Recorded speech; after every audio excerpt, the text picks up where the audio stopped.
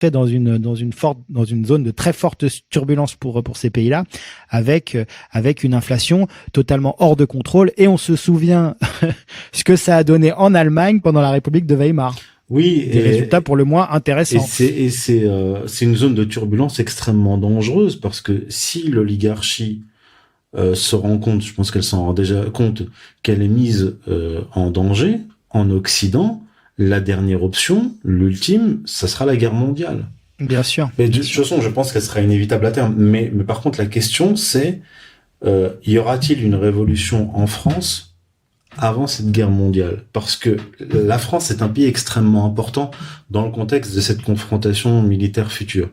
Comme je l'ai dit, la France est la seule puissance nucléaire du continent, en dehors de la Russie.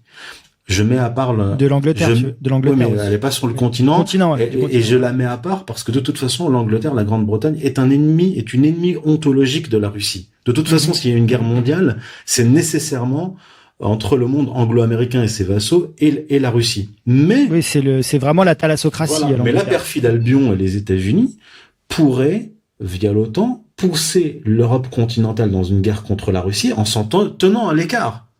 Ça, faut le garder en tête. Donc, c'est des Européens qui iraient au casse-pipe. Donc maintenant, ce que je veux dire, c'est que on a 4 pays en dehors de la France qui ont des têtes nucléaires américaines. L'Allemagne, les Pays-Bas, la Belgique, l'Italie. La France, sur le continent, est la seule puissance nucléaire. Donc, s'il y a une guerre entre l'OTAN et la Russie, l'un des premiers objectifs des Russes, ce sera de neutraliser la France. Tout à fait. Donc, neutraliser, ça veut dire détruire. Dans le contexte d'une guerre mondiale, 2 puissances nucléaires au moins qui s'affrontent, faut frapper le premier, quoi. Faut frapper exactement, le premier. Exactement. Donc là, on vit une période extrêmement dangereuse. En fait, la révolution en France est vitale.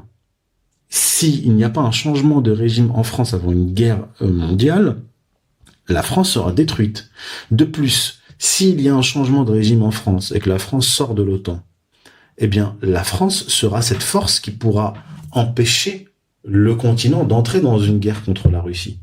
Non seulement elle n'entrerait pas en guerre, mais elle pourrait empêcher les pays voisins qui ont des têtes nucléaires américaines, pourrait les empêcher d'entrer dans une confrontation contre la Russie. Parce que de toute façon, dans l'Europe continentale, le pays de l'OTAN qui est une puissance nucléaire, c'est la France. Donc, en dernier lieu, c'est quand même la France qui décidera. Maintenant, si la Grande-Bretagne et les États-Unis, dans ce contexte-là, veulent entrer dans une guerre contre la Russie, grand bien leur face. Mais la France a la capacité. Elle a rien à gagner. Mais la France a la capacité d'empêcher une guerre sur le continent. Par contre, si ce sont toujours des Macroniens, en tout cas des Atlantistes qui sont au pouvoir, une confrontation directe contre la Russie, avec ses missiles hypersoniques, avec ses 6240 têtes nucléaires, c'en est fini de la France.